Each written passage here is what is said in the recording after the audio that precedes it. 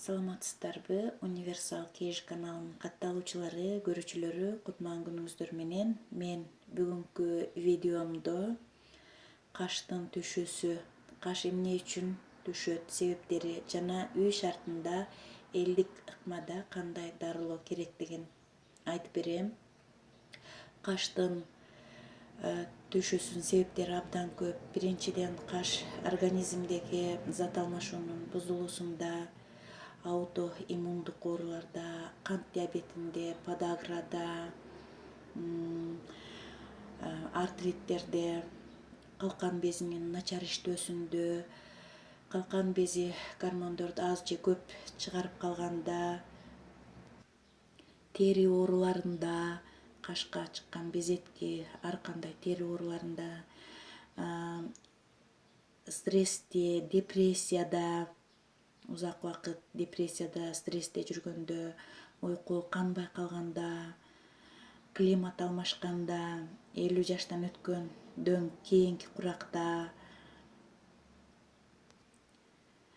терс адаттарда, кашка жасалган процедуралардан кийин, косметикалык каражаттарга болгон аллергияда каштын түшүүсү байкалат. Каш түшө баштаганда эле дароо кам көрүш керек. Алдын алып, үй шартында кам көрүү алда канча арзан жана оңойго түшөт. Каш түшө баштаганда үй шартында жасалган айрым ыкмалар кашты өстүрүүгө жардам берет. Бул үчүн персик майынын таасири күчтүү. Майды бир аз ысытып, кебездин жардамы менен кашка сүртүп, массаж кылуу керек. Андан кийин 20 минуттадан кийин арчып коюу керек, жууу керек. Кебез менен акырын кебезди ысык сууга салып, жылымык сууга сүртүп коюу керек. Андан кийин 4 тамчы камфор майына 10 тамчы кастор майын кошуп, түшкөн каштын ордуна сүртүп туруу керек. Каш тезирээк өсүүсү үчүн 10 грамм вазелинге 10 грамм кастор майынан кошуп, күндө 2-3 ирет сүртүп, укалап турган жакшы. Сырткы факторлордон улам өспөй жаткан кашты өсүшүн тездетүү үчүн бул рецептти колдонууга болот. 1 чай кашык сабиз ширесине бир нече тамчы А витаминин кошуп, марли менен кашка сүртүп 20 мүнөткө чейин кое туруу керек.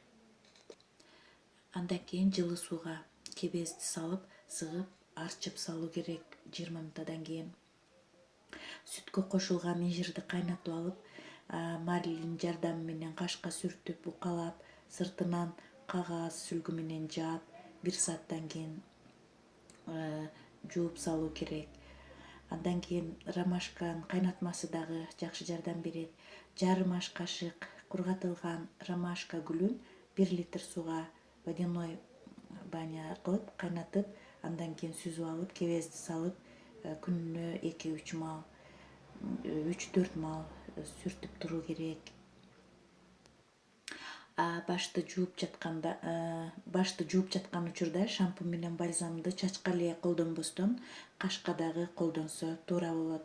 Булар кашты жука кел кабык менен каптап, азыктандырып жана сырткы терс таасирлерден коргоого жардам берет. Кашка өзүнчө атайын щетка керек. Дайыма уктар алдында тарап, миндаль, персик майлары менен майлап, тарап туруу керек.